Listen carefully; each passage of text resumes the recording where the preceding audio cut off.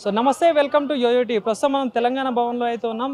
So మాట్లాడదాం sir. ఏది చూసుకుంటే కవిత గారి బెయిల్ ఈరోజు ఎట్టకెళ్ళకు రావడం అయితే జరిగింది. సో ఎట్లా చూస్తారు సార్ ఇది? డెఫినెట్గా న్యాయం ధర్మం గెలుస్తుంది. న్యాయం ధర్మం గెలుస్తుంది. న్యాయాన్ని అన్యాయం చేయడం ఎవరి తరం కాదు అనే విషయంలో ఇవాళ సుప్రీంకోర్టు ఇచ్చినటువంటి బెయిల్ నిర్ణయమే నిదర్శనం. మొదటి నుండి కూడా కవిత నిర్దోషి, తెలిసి కావాలని కుట్రపూరితంగా నన్ను ఈ కేసులో ఇరికించాలి అనేటువంటి ఆమె ఆందోళన, అభిప్రాయాన్ని వ్యక్తం చేస్తూ ఉన్నది. దానికి అనుగుణంగానే ఈరోజు బెయిల్ వచ్చింది. కానీ అంటే బీఆర్ఎస్ బీజేపీలో విలీనంలో భాగంగానే కవిత గారిని బయటికి తీశారని కూడా ఒక వాదన వినిపిస్తూ ఉంది సార్. ఏం చెప్తారు దీనికి? బీఆర్ఎస్ అనేది ఉఫున ఊత్తేపోయే పార్టీ కాదు. బీఆర్ఎస్ విలీనం అనే వాళ్లకు మెదళ్ళు సక్రమంగా పనిచేస్తలేవు. కారణం ఏంటంటే భారతీయ జనతా పార్టీ 2 ఎంపీలు ఉండే ఒకరోజు, కాంగ్రెస్ పార్టీకి నిన్న కాక మొన్న అసెంబ్లీ లాస్ట్ రోజులలో 6-7 ఉండ్రి. అటువంటి పార్టీలు కేంద్రంలో అధికారంలోకి వచ్చినాయి, రాష్ట్రంలో అధికారంలోకి వచ్చినాయి. ఇవాళ ఈ రోజు కూడా బీఆర్ఎస్ పార్టీ ఒక బలమైనటువంటి పార్టీ. గ్రామం నుంచి హైదరాబాద్ వరకు నిన్నటి వరకు ప్రజాప్రతినిధులుగా వేలాది మంది ఉన్నటువంటి పార్టీ.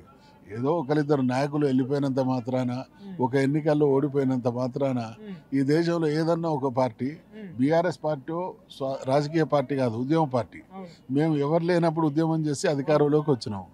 ఈ రాజకీయ పార్టీలే ఒక ఎన్నికల్లో ఓడిపోయినంత మాత్రాన అదృశ్యం కావు. అటువంటి ఉద్యమ పార్టీ అవుతుందా? ఉద్యమ పార్టీకి నిరంతరం పోరాడే దమ్ము ఉంటుంది.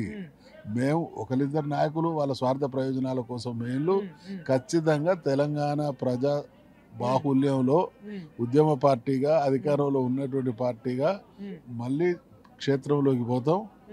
ఈ పార్టీ రెండింటికి కూడా సుక్కలు చూస్తాం. కానీ ఇంకోటి సార్, అటు కేటీఆర్ గారు కానీ హరీష్ రావు గారు కానీ ఢిల్లీకి వెళ్ళి సంప్రదింపులు అంతర్గతంగా చేశారు కాబట్టి కవిత గారు రావడం జరిగింది. గతంలో కూడా ఇంకా మార్పులు చేర్పులు చాలా జరగబోతున్నాయంటూ కూడా కాంగ్రెస్ వాళ్ళు ప్రధానంగా చెప్తున్నారు. ఏమంటారు? ఇది అంటే న్యాయ వ్యవస్థ పట్ల కాంగ్రెస్ పార్టీకి కనీస గౌరవం లేదనడానికి నిదర్శనం. వాళ్ళు మాట్లాడుతున్నది హరీష్ రావు, కేటీఆర్ కాదు. బెయిల్ వచ్చింది, బెయిల్ను వాళ్ళు కామెంట్ చేస్తున్నారు. అంటే అత్యున్నత న్యాయస్థానాన్ని అగౌరవపరుచుతున్నారు. అత్యున్నత న్యాయస్థానాన్ని అగౌరవపరిచేటువంటి కాంగ్రెస్ పార్టీ వైఖరి ఇదే విధంగా ఉంటే వాళ్ళు ఏదో ఒక రోజు మూల్యం చెల్లించుకోక తప్పదు. కానీ గతంలో కేసీఆర్ గారు కూడా కవిత గారు కడిగిన ముత్యం లాగా ఎలాంటి అధర్వం చేయలేదు కాబట్టి కడిగిన ముత్యం లాగా రాబోతున్నారు అని చెప్పడం జరిగింది. అదేవిధంగా ఈరోజు కన్ఫర్మ్ అయిపోయింది. అంటే అది కల కాస్త నెరవేరింది సార్. సో ఏం చెప్తారు దీనికి? తప్పకుండా ఇప్పుడు తండ్రిగా బిడ్డ మంచి చెడు అన్నీ కూడా తెలిసినటువంటి వ్యక్తి తండ్రే. కాబట్టి తన బిడ్డ అటువంటి తప్పు చేయదు అనేటువంటి విశ్వాసంతో ఆ మాట మాట్లాడిండు. ఇవాళ తండ్రిగా ఆయన మాట్లాడిందానే సుప్రీంకోర్టు సమర్థించింది.